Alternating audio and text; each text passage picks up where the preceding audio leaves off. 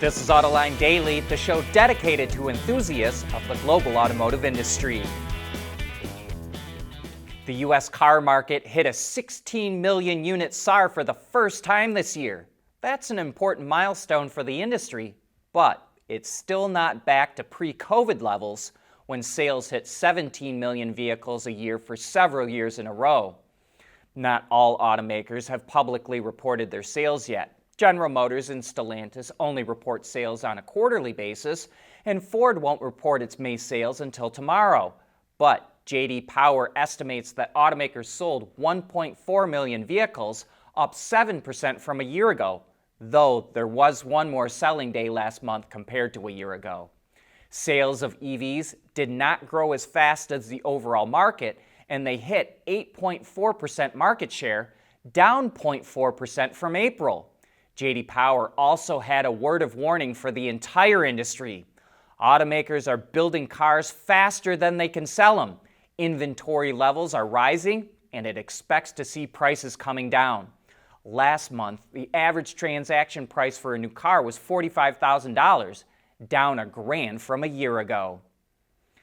Japanese automakers are in hot water with authorities in Japan. The country's Ministry of Transportation raided the offices of Toyota, Mazda, Honda, Suzuki, and Yamaha because it says the companies engaged in fraudulent acts involving their vehicle certification tests.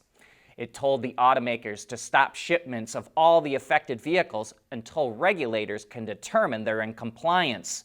The automakers have suspended shipments and apologized for falsifying test results, but the companies say the affected vehicles are still safe to drive. While Europe is concerned about a wave of Chinese EVs flooding the market, not every Chinese automaker is doing well there. Great Wall Motor announced that it's closing its European headquarters in Munich in August and will lay off 100 employees. It says uncertainties in the market forced the move, but it's obviously got to do with poor sales. Last year, Great Wall only sold about 6,300 vehicles in Europe, and it's facing a slowdown in China too. Last month, Great Wall sold 91,000 vehicles, but that was down nearly 10% from last year. However, new energy vehicles, or NEVs, accounted for about 24,600 sales last month, which is up 60% from a year ago. Toyota Corp is slowly ramping up sales of pure electric vehicles. Last month in the U.S., Lexus sold a little under 1,500 RZs, slightly beating out the Toyota BZ4X at 1,260 units. And the Subaru Solterra, which is based on the same platform as the RZ and BZ, actually outsold those models, with 1,546 reaching customer hands in May. However, Toyota has had more consistent EV sales throughout 2024, and its sales are nearly double that of Lexus and Subaru so far this year. Tesla started turning a profit on EVs roughly around the time it started building 50,000 Model 3s a quarter. So by that measure, Toyota still has a long way to go.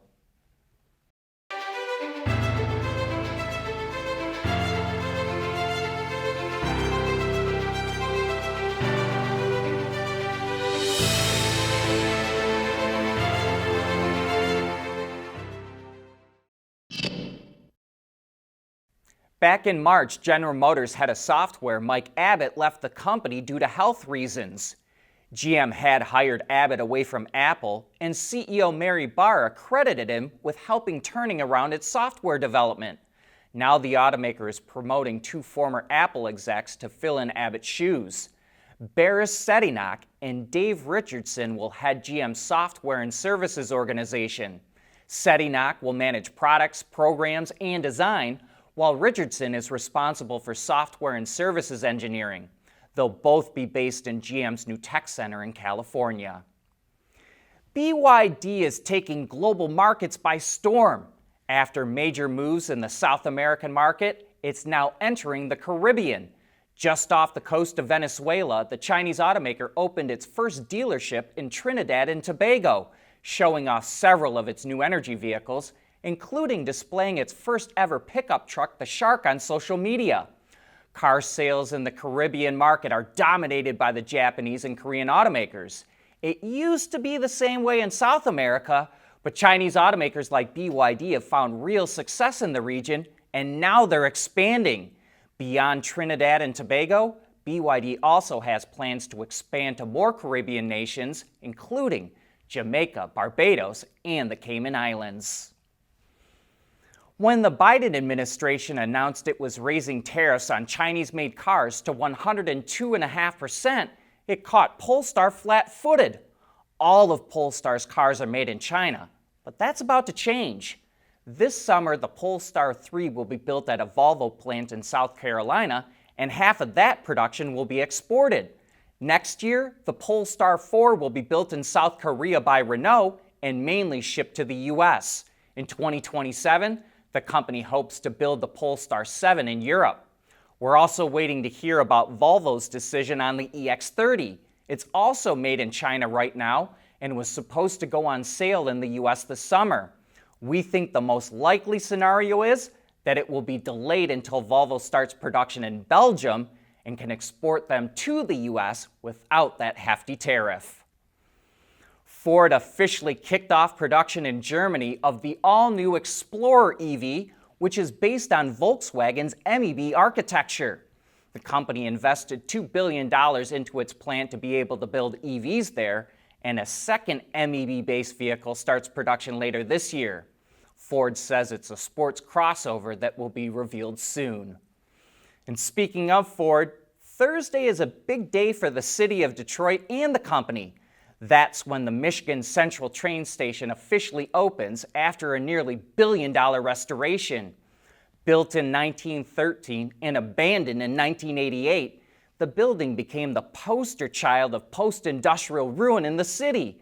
But Bill Ford saw an opportunity to transform the broken-down hulk into a gleaming gem, and the grand opening is going to be a big bash with performances from Jack White, Diana Ross, Big Sean, Jelly Roll, the Detroit Symphony Orchestra, and a whole bunch more.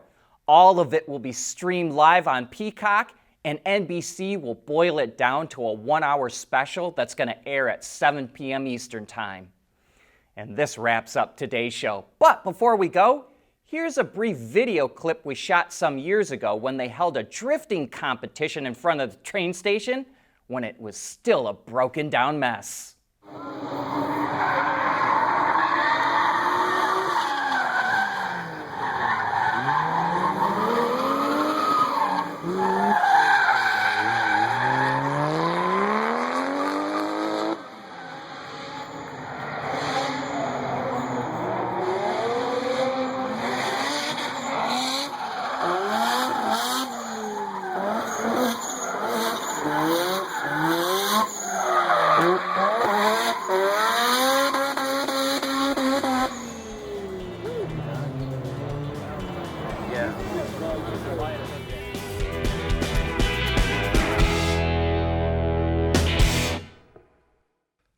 Autoline Daily is brought to you by Bridgestone, solutions for your journey.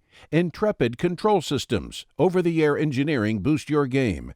MEDC, where Michigan businesses are powering the future of mobility. Tejan Automotive Technologies, the formula for better mobility. And by ZF.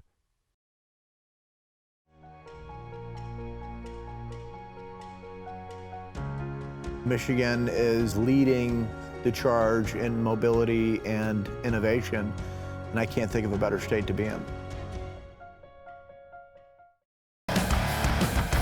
There's nothing wrong with heavy metal. Hey, lighten up. But with world-class composite material, Tejan Automotive Technologies makes vehicles lighter, safer, and more eco-friendly. Intrepid's NeoVi Pi, allowing automotive engineers to interface, capture, and monitor vehicle data using Raspberry Pi. As a matter of fact, it's the automotive industry's first robust platform for Raspberry Pi, featuring Intrepid CAN-FD technology and Raspberry Pi Compute Module. The NeoVi Pi is designed for automotive environments, allowing use with relative power ranges and applications. In addition, the NeoVi Pi enables you to use the Raspberry Pi for compute while avoiding additional development to adapt to network environments. That makes the NeoVi Pi powerful enough to solve your vehicle network problems, yet small enough to fit in your backpack. One of many Intrepid tools used for developing zonal architecture and software-defined vehicles.